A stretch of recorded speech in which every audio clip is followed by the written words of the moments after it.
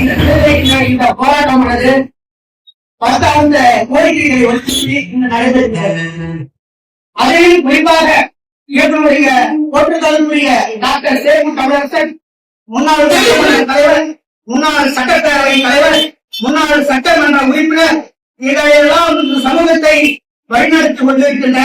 ஆழ்திராட மானிய கோரிக்கை மீது இந்த மக்களுக்காக அடிப்படை உரிமைகளை, இந்த மக்களுடைய உரிமைகளுக்காக கிட்டத்தட்ட 14 முறை மானிய கோரிக்கை மீது பேசி இந்த மக்களுக்காகவே, இந்த மக்களுடைய உரிமைகளுக்காகவே போராடிய எங்களுடைய போற்றுதலுக்குரிய டாக்டர் சேகு தமிழரசன் அவர்கள் எங்கெல்லாம் பட்டியலின மக்கள் பாதிக்கப்படுகின்றதோ, எங்கெல்லாம் பட்டியலின மக்களுக்கு உரிமைகள் மறுக்கப்படுகிறதோ அந்த மக்களுக்காக தன்னை அர்ப்பணித்துக் கொண்டிருக்கின்ற எங்களுடைய போற்றுதலுக்குரிய மாநில தலைவர் டாக்டர் சேகு தமிழரசன் அவர்களுக்கு கடலூர் கிழக்கு மாவட்ட சார்பாக முதற்கண் நன்றியை வணக்கத்தை தெரிந்து கொண்டு, இங்கு ஆளுங்கட்சியாக இருக்கின்ற திமுக அரசானது 100 நாட்கள் வேலை திட்டத்திலே படித்தள பொறுப்பாளராக ஆளுங்கட்சியை சேர்ந்த நிர்வாகிகளை போது ஒரு வரையறையற்ற ஒரு கணக்கினை இங்கு ஏற்படுத்தி ஆட்சி செய்கின்ற நாளை தேர்தல் செய்கின்ற ஒரு போக்கு நடைபெறுகின்றது. ஆனால் அங்கு பணிபுரிகின்ற பெண்களுக்கு முன்னால் பணிபுரிந்த அந்த பெண்களை அப்புறப்படுத்திவிட்டு புதியதாக திமுகவுடைய கிளைக்கழக செயலாளராக இருந்தாலும் சரி, திமுகவுடைய முக்கிய பொறுப்பாளர்களாக இருந்தாலும் சரி, அவர்களை படித்தள பொறுப்பாளர்களாக நியமித்து அவர்களுக்கு வேலை வாய்ப்பினை கொடுக்கின்ற ஒரு சூழல் இங்கு நடைபெற்றுக் கொண்டிருக்கின்றது. இங்கு இந்த மாவட்டத்திலே அம்மாவானன் பேட்டையிலே ஒரு சாதாரண ஒரு ஏழ்மையான குடும்பத்தை சேர்ந்த ஒரு இளைஞனை ஒரு கணவர்களை உற்பத்தி செய்கின்ற அண்ணல் அம்பேத்கருடைய மீது ஒரு பெருமுட்டை வீசிய அங்க இருக்கின்ற கணவர்களுக்கு காரணமாக இருந்த அந்த நபர் மீது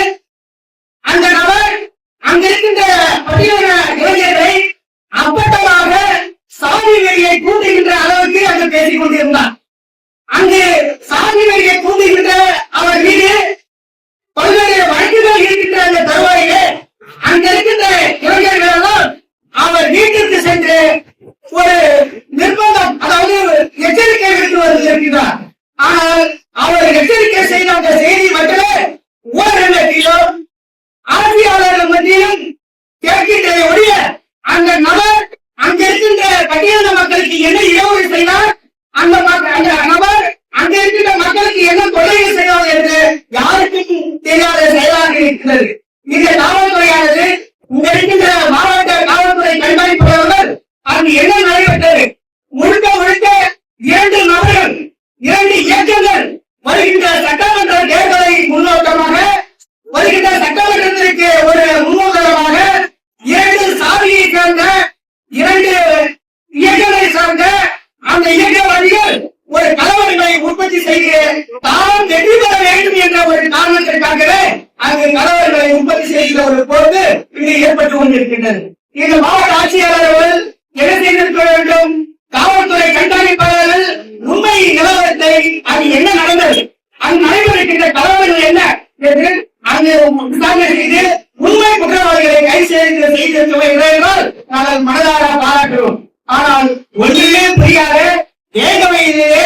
இதுநாள் வரைக்கும் ஒரு குற்றவாளிகளுக்கு கைது செய்ய முடியாத இந்த அரசாங்கது, வேக வயதிலே ஒரு நபரை கூட கண்டிக்கப்படாமல் இருக்கின்ற இந்த அரசாங்கது, ஒரு சிங்கத்துறை என்ற மாணவனை வெட்டி படுகொலை செய்து அவன் மீது ஒரு கொலைகளை தாக்குதல் செய்த இந்த அரசாங்கது அவனை கைது செய்ய துப்பில்லாத இந்த